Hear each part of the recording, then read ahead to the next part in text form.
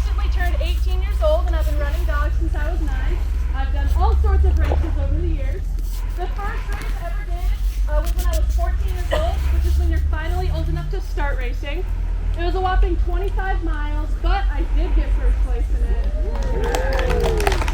Thank you, but that was because I was the only one in it. I then went on to do that race 3 more times over the years. The other races I've done include the T-Dog 110, which is a 110-mile race that Susan Butcher's daughter Tekla puts on in honor of Susan. So it was really cool to get to do that race in its first ever running. I've run the Two Rivers 100, which I was the only kid in, and I got 2nd place. I've run the Yukon Quest Alaska twice now. The first year I ran it, I was 16 years old, and Julie was my lead dog, and we got 4th place.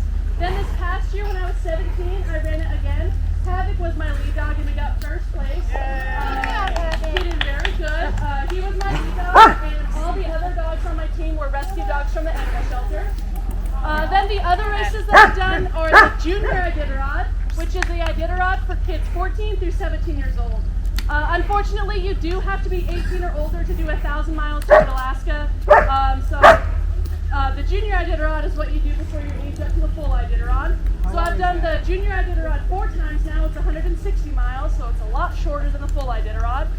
You have to be 18 or older to do any races 200 miles or more. So I'm really excited about this next winter when I can finally move up to some long races. But I've run the Junior Iditarod 4 times. The first year I ran it was in 2023. I was 14 years old, and I did it with a group of dogs from the Fairbanks Animal Shelter, and we got 11th place. Then I ran it again the next year with dogs from Trail Breaker Kennel, including Julie over there. She was one of my lead dogs, and we got 8th place. Then I ran it again the next year, and Julie was on my team, and we got 8th place. Then I ran it again the next year. Havoc was one of my lead dogs, and we got 8th place. So that must be my lucky number or something.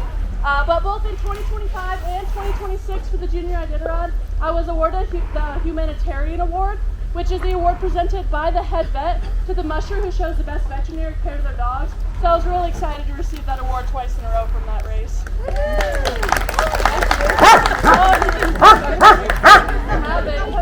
live up to your name, don't you? Alright, but nobody came here to listen to me, so let me introduce you to the real stars of the show. Obviously, he knows it. So we'll start with Teek here. Stop. Teek is 8 years old now, and he's one of our retired dogs. So his job is more of helping to train the younger dogs in the kennel. So what we can do is put Teek at the front of the team, followed by all of those younger dogs, and he's going to help them associate those left and right hands and teach them how to be a great sled dog.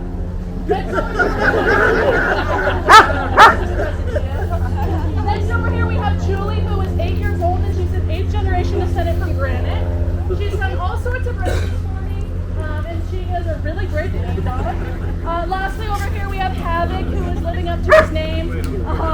Havoc is actually my personal dog. I adopted him from the kennel this time last year because we thought he wanted to be retired and he wanted to be done running.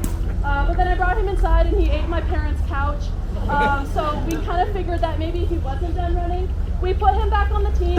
I spent all year training him how to be a lead dog, and he led and won the Yukon Quest for me and led the entire Junior Iditarod for me. And he is also an 8th generation descendant from Granite. So he is a very good boy, and he knows it. So before we keep going, I do have a couple of rules when it comes to these guys. First off, does anybody here have any pets at home? A lot of you guys, awesome. So these guys, as you saw, they can smell it on your shoes and they can smell it on your bags.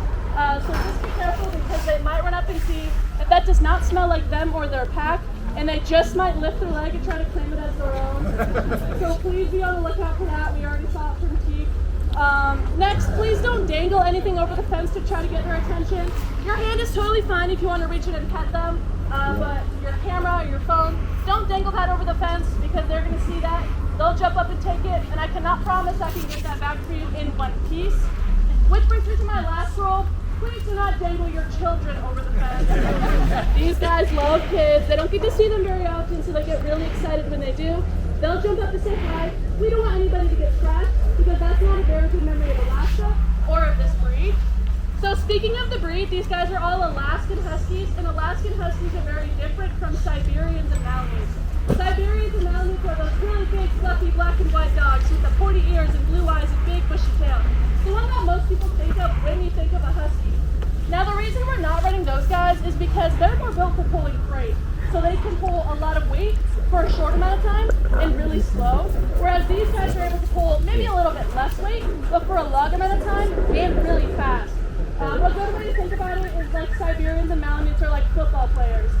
You know, they're really big and strong and they can run fast for a short amount of time, but then they get really tired. Whereas these guys are more like marathon runners. They're a little bit more lean, they might not be as strong, but they can run fast for a long amount of time and without getting too tired.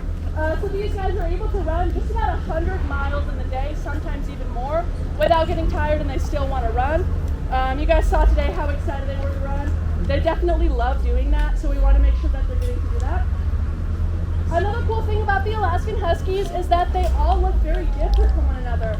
These two are related right here. They have some similarities, but they also have a lot of differences, both in how they look and their personalities, which is one of my favorite things about Alaskan Huskies. All of the dogs are so different once they develop those personalities, and they all look different from one another. And that doesn't matter to us. One dog having brown eyes versus one dog having blue eyes doesn't tell me which dog is going to be a better sled dog. It just tells me one has brown eyes and one has blue eyes, and that doesn't matter to us. What really matters, however, is the dog's health. That means we're going to be breeding our best and healthiest male with our best and healthiest female to ensure that our puppies are going to be really amazing, really healthy dogs, because at the end of the day, that's the most important thing. So I'm going to go ahead and open this up to questions now. So does anybody have any questions about the dogs or about racing or anything like that?